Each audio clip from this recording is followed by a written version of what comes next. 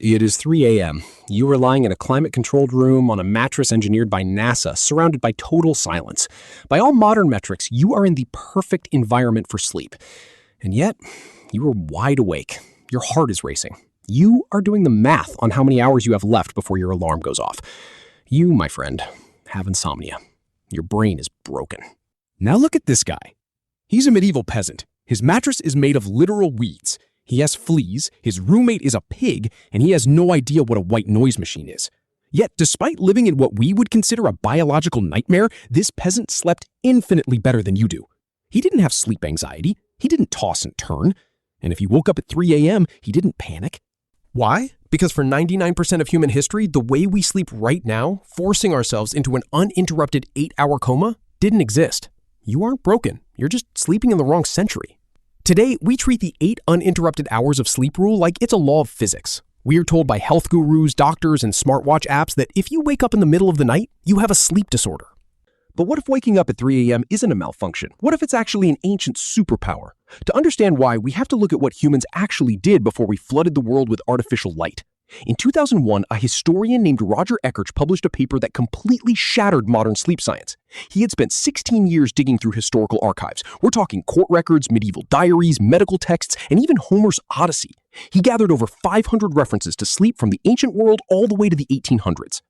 And across all these documents, separated by centuries and thousands of miles, he kept finding the exact same 2 phrases, first sleep and second sleep. Before the Industrial Revolution, humans did not sleep in one giant block. They practiced something called biphasic sleep.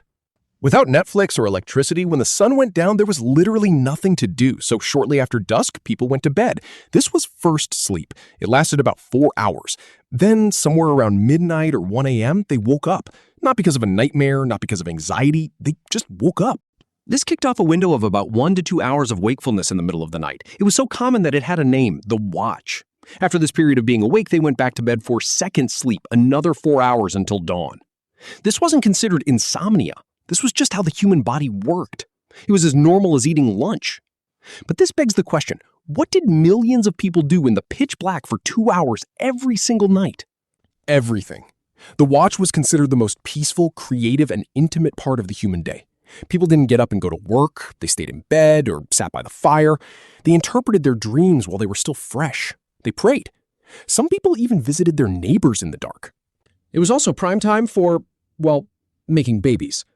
A 16th century French physician actually published a medical manual advising couples that the best time to conceive a child wasn't after a long, exhausting day of work. It was during the watch, after the first sleep, when, and I quote, they have more enjoyment and do it better. But beyond the medieval romance, there was something deeply biological happening here, something modern science didn't understand until 1992. In 1992, psychiatrist Thomas Ware ran a wild experiment.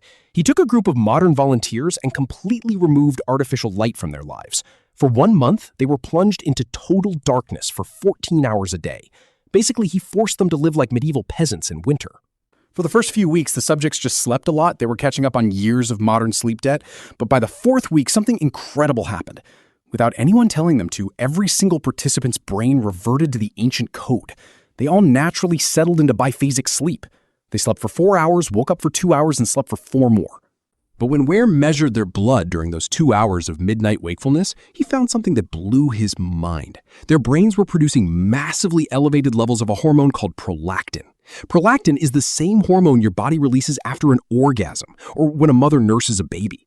It is the ultimate biological chill pill. It creates a state of deep peace, reflection, and quiet joy.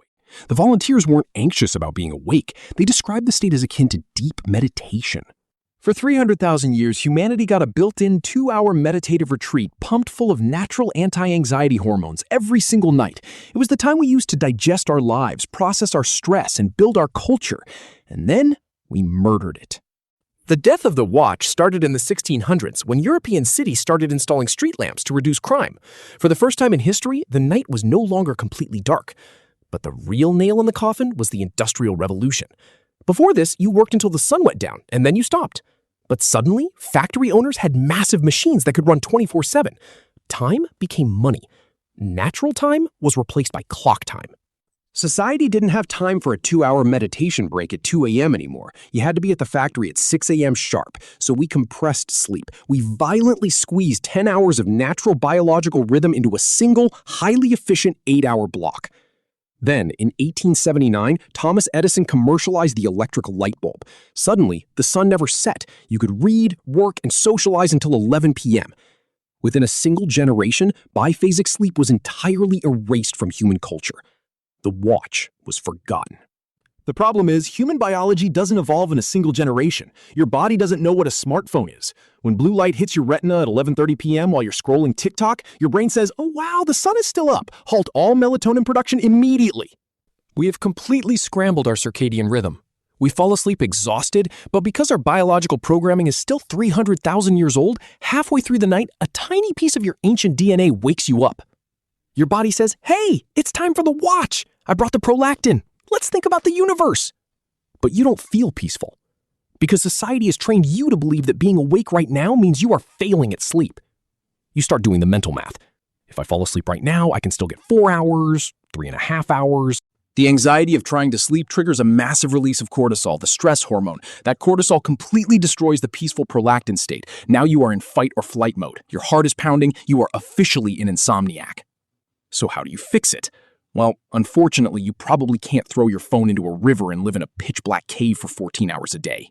But you can change how you react. The next time you wake up at 3 a.m., stop fighting it. Don't look at your phone. Don't look at the clock. Realize that your body is not malfunctioning. It is doing exactly what it was perfectly engineered to do. Stop trying to force yourself back into a coma. Sit up, keep the lights low, read a physical book, stare out the window. Let your brain have its watch. If you stop treating your ancient biology like a modern disease, you might just find that those 2 hours in the dark become the best part of your day. Sleep tight, or, sleep twice. Hit subscribe, and I'll see you next time.